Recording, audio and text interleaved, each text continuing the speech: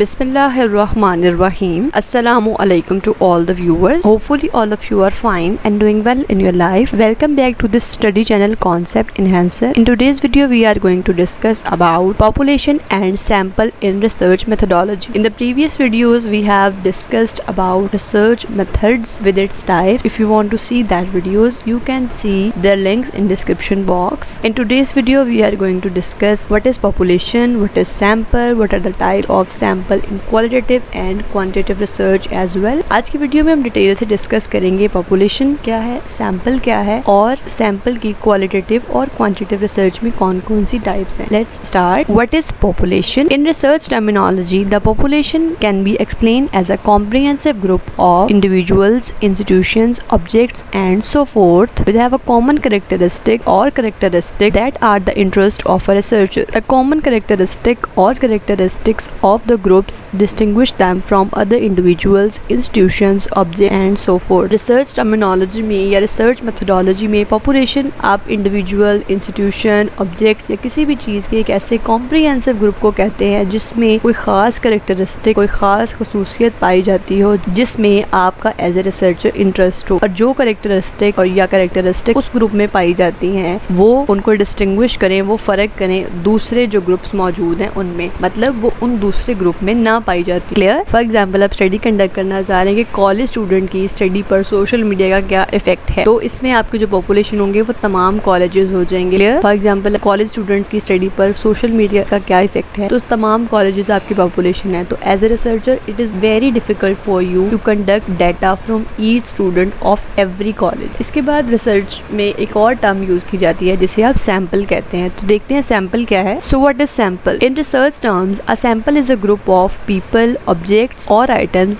that are taken from a larger population for measurement. The sample should be true representative of the population to ensure that we can generalize the findings from the research sample to the population as a whole. Research terms में आप sample use करते हैं. Sample basically individuals, objects या चीज़ों के एक ऐसे group को कहते हैं जो कि आप larger population में से लेंगे अपनी measurement के लिए, और sample जो है वो आपकी population का true representative होना चाहिए ताकि जब आप स्टडी कंडक्ट करने के बाद फाइंडिंग्स आए उसको आप अपनी पूरी पॉपुलेशन पर जनरलाइज कर सके. फॉर एग्जांपल कॉलेज स्टूडेंट्स की स्टडी पर सोशल मीडिया का क्या इफेक्ट है, तो ये पूरे कॉलेजेस आपकी पॉपुलेशन है. तो सैंपल ये होगा कि आप इन कॉलेजेस में से कुछ कॉलेजेस को एज ए सैंपल ले लें, उनकी मेजरमेंट करें और उसके बाद जो फाइंडिंग्स हैं उनको आप पूरी पॉपुलेशन पर जनरलाइज कर दें. क्लियर? किस तरीके से आप कुछ कॉलेजेस को सिलेक्ट करेंगे वो आगे हम डिस्कस करते हैं. यहाँ तक आप बात समझ चुके हैं. Let's proceed further. Importance of sampling. Sampling क्यों करनी चाहिए? एक सवाल ये पैदा होता है कि जब पॉपुलेशन है तो सैम्पलिंग हम क्यों करें? दो बातें हैं इसके लिए. Sampling saves money and time. Sampling से आपका एक तो एफर्ट भी बचेगा और दूसरा मनी और टाइम भी आपका बच जाएगा. Non random sampling is significantly cheaper than random sampling because it lowers the cost associated with findings people and collecting data from them. Non random sampling में आप रैंडमली सेलेक्ट नहीं करते तो ये ज़्यादा चीप है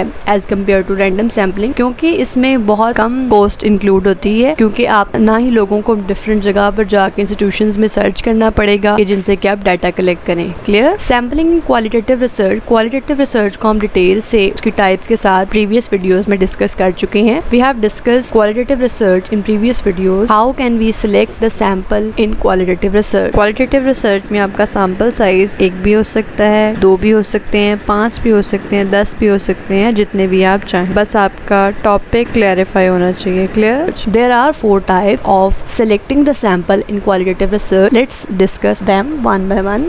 first is purposive sampling. Purposive sampling में respondent जो रिसर्च में इंक्लूड होते हैं वो बहुत स्पेसिफिक होते हैं. रिसर्चर अपने रिसर्च क्वेश्चन की नीड के मुताबिक पर्पसफुली कुछ पार्टिसिपेंट को सिलेक्ट करता है. इसका एडवांटेज ये है कि रिसर्चर के पास बहुत रेलिवेंट डाटा. इसका फ्लॉ ये है कि बहुत मुश्किल हो जाता है ऐसे पार्टिसिपेंट को सिलेक्ट करना. फॉर एग्जाम्पल आप देखना चाह रहे हैं इफेक्ट ऑफ को curricular activities on social skills of students, जिसमें आप पर्पसफुली कुछ स्टूडेंट्स को सिलेक्ट करेंगे जो को करिकुलर एक्टिविटीज में इंक्लूड हो। Clear. Next type is convenience sampling. Convenience आसानी से जिन पार्टिसिपेंट को एक्सेस कर सकें लोकेशन वाइज, लेकिन उनमें कैरेक्टरिस्टिक वही हो जो आपकी स्टडी के मुताबिक हो, तो आप अपनी कन्वीनियंस के लिए उनको सिलेक्ट कर सकते हैं। एग्जाम्पल, आपने स्टडी ये कंडक्ट करनी है स्टूडेंट्स बैकग्राउंड का स्टूडेंट की स्टडी पर क्या इफेक्ट होता है। तो आपके पॉपुलेशन में बहुत सी यूनिवर्सिटीज आ रही हैं, तो आपने अपनी कन्वीनियंस के लिए 2 यूनिवर्सिटीज को एज ए सैम्पल सेलेक्ट कर लिए। जिस यूनिवर्सिटी में आप एज ए स्टूडेंट पढ़ भी रहे हैं और एज ए रिसर्चर वहाँ पे आप स्टडी भी कंडक्ट करें, आप वहाँ से भी अपनी कन्वीनियंस के लिए कर सकते हैं, या जो आपको इजीली एक्सेसिबल हो university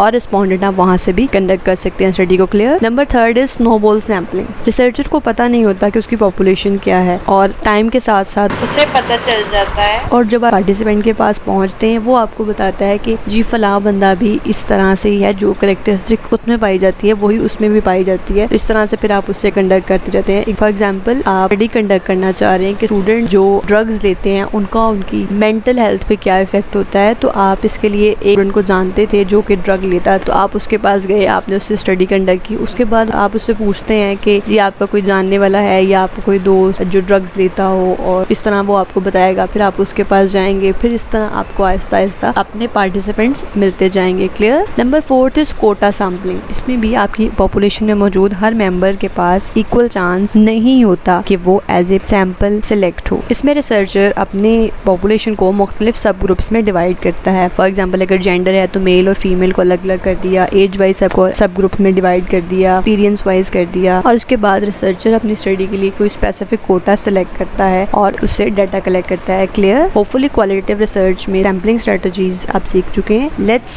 learn what are sampling strategies in quantitative research. Sampling strategies in quantitative research. Quantitative research में मिनिमम आपका सैंपल साइज 30 होना चाहिए और ज्यादा से ज्यादा आप जितना भी करना चाहें। Clear. There are 4 sampling strategies in quantitative research. Let's discuss them one by one. First of all is systematic sampling. Systematic sampling में पहले अपनी पॉपुलेशन को अरेंज करते हैं एक सीक्वेंस में। फॉर एग्जाम्पल, आप एज वाइज भी कर सकते हैं, आप रैंक वाइज भी कर सकते हैं, या किसी भी तरीके से आप अरेंज कर सकते हैं, और उसके बाद आप यूज करना शुरू कर देते हैं पर्सन्स या इंस्टीट्यूशंस या ऑब्जेक्ट को, लेकिन उनके दरमियान इंटरवल सेम होना चाहिए। फॉर एग्जाम्पल, आप स्टडी कंडक्ट कर रहे हैं, स्टूडेंट्स इकोनॉमिक स्टेटस का उनकी स्टडी पर क्या इफेक्ट होता है, तो आपने स्टूडेंट्स को रोल नंबर वाइज अरेंज कर दिया। उसके बाद आप हर 3rd स्टूडेंट को पिक कर लेंगे अपनी सैंपल के तौर पर, पहले 3, फिर 6, फिर 9, इंटरवल सेम होना चाहिए। आप 5th भी कर सकते हैं, 10th भी कर सकते हैं, 15th भी कर सकते हैं, जो भी आप चाहें। Clear. Next is random sampling. Random sampling में आप रैंडमली चूज करते हैं अपने सैंपल को। फॉर एग्जांपल, आप स्टडी कंडक्ट करें कि पीयर्स का स्टूडेंट्स के बिहेवियर पे क्या इफेक्ट होता है, तो इसके लिए आप एक एक चिट पर एक एक स्टूडेंट का नाम लिखते जाएं और उसको आप किसी बॉक्स में डाल दें, उसको आप रैंडमली मूव करें और फिर चिट्स निकाल लें। जो चिट्स आपके पास फॉर एग्जांपल 10 या 15 आपको सैंपल के तौर पे चाहिए, जितने भी आपको पार्टिसिपेंट चाहिए उतने चिट्स निकाल लें, और जिनके नाम होंगे वही आपके सैंपल होंगे। इसमें हर मेंबर के पास इक्वल चांस होता है to be selected as a sample of your study. Clear. Next is stratified random sampling. अब सबसे पहले जो आपकी पॉपुलेशन है, आप उसको स्ट्रेटा या फिर ग्रुप में डिवाइड करते हैं, और उसके बाद उनमें से रैंडमली इंडिविजुअल को सिलेक्ट करते जाएं। इसमें फर्दर 2 टाइप्स हैं, प्रोपोर्शनेट स्ट्रेटिफाइड रैंडम सैम्पलिंग और non proportionate stratified random sampling. Proportionate stratified random sampling में ये होता है कि अगर आपके पास 2 ग्रुप्स हैं, 2 स्ट्रेटा हैं, मेल और फीमेल का, आपके पास जो मेल है वो 50 है जबकि फीमेल 150 है, लेकिन प्रोपोर्शनेट में आप दोनों की इक्वल प्रोपोर्शन लेनी है, दोनों की इक्वल परसेंटेज लेनी है। अगर 10% मेल है